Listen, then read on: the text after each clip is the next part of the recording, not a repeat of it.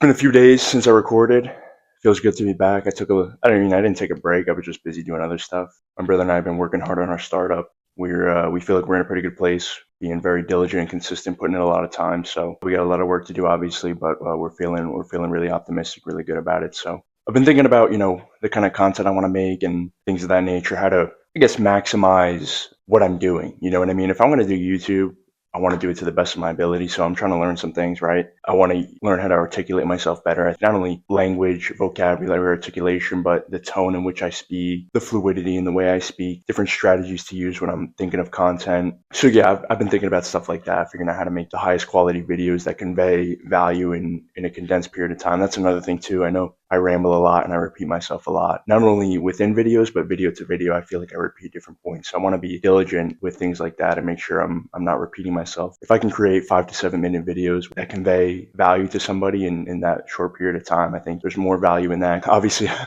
just went on a tangent. I kind of wanted to preface the video by saying that I've told you guys, I write these ideas down and these are from months ago, right? So it's difficult to think back and think about what I was thinking at the time and say, okay, I understand what I was trying to say here when I wrote this and convey that now in a video and verbalize the notes I took. So it's difficult, but this one actually is good. It's to be grateful for the struggles, right? I think in life, it's very easy to get down when things aren't going your way. But the way I look at it, those opportunities build character. And character is the most important thing we can have as human beings. I think people who live a life that doesn't really challenge them and they kind of just take it easy all the time. They don't look for opportunities to grow and they prefer, I don't want to say comfort. I don't want to be judgmental either when I'm talking about these things, to each their own, right? There's no right or wrong way to do things in life. I just think if we have one life, it's so important to live it to the fullest so that when you're towards the back end of it, you can look back and say, wow, man, I did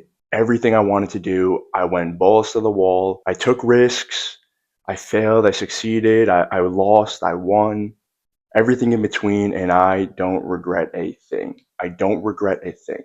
And me being 24 and not having lived a lot of life, I know I have a lot to learn and I'm hoping to learn a lot. But the decisions I'm trying to make in my life these days try to reflect that mindset. Obviously, moving here was a big gamble, big risk. That's something that really pushed me out of my comfort zone and is me trying to live life to the fullest, no matter what might happen. Right? No matter what happens, it will build character, and that's the objective. So yeah, my thing is, and to my point about being young, I haven't lived a life where I can say I'm 70, 80, 90 years old, and I look back on the good old days, and I regret or don't regret whatever I did, this and that. I don't see a world, and this might be naivety on my part, being younger. I don't see a world where I regret what I'm doing right now because, like I said, the idea for me in life is to build character, challenge myself, try to grow and become the best version of myself I can be. And in turn, try to convey these messages to people and show them that they can do the same thing and become the best version of themselves. So yeah, I always remember I used to pray for the opportunity to move back to Italy, to move back to Europe after I graduated. It was always something I had on my radar, as I've previously mentioned. And, now we're here and we're thinking about, holy,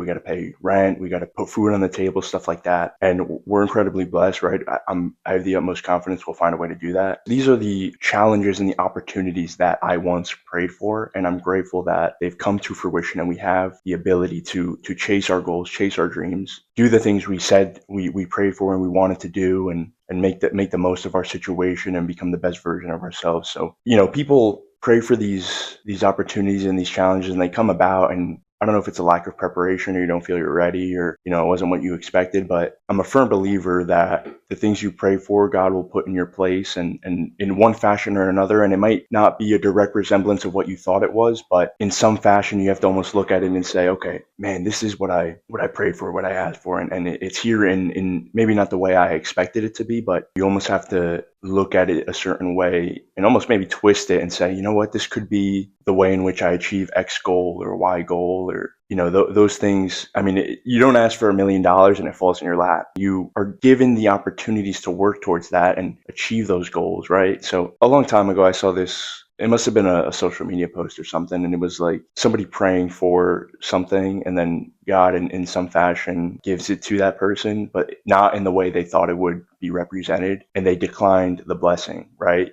Okay, yeah. So it's called The Parable of the Drowning Man. right? It's a devoutly Christian man who refuses several rescue attempts in the face of approaching floodwaters, each time telling the rescuers that God will save him. Meanwhile, God is the one sending the rescuers, and he keeps turning them down, right? So it's it's the help he was looking for, but maybe not in the way he anticipated it, right? So that's the idea, right? It's to be grateful for the things you prayed for, even if they don't show up in the fashion you expected them to, right? You have to maybe think outside the box a little bit to see those things. So yeah, I want to close this off by just reminding everybody to practice gratitude daily and, be grateful for the things you once prayed for, even if they don't come to fruition in the way that you expected them to. I prayed for these challenges and opportunities we've been given now, and, I'll pray for a way to figure it out. And I think that, that will come to fruition in some fashion, whether it's direct or indirect. And, I'm looking forward to those challenges, those opportunities. And, it's important to implement practices in your daily life to reflect gratification. Like people write affirmations, they speak affirmations, they pray,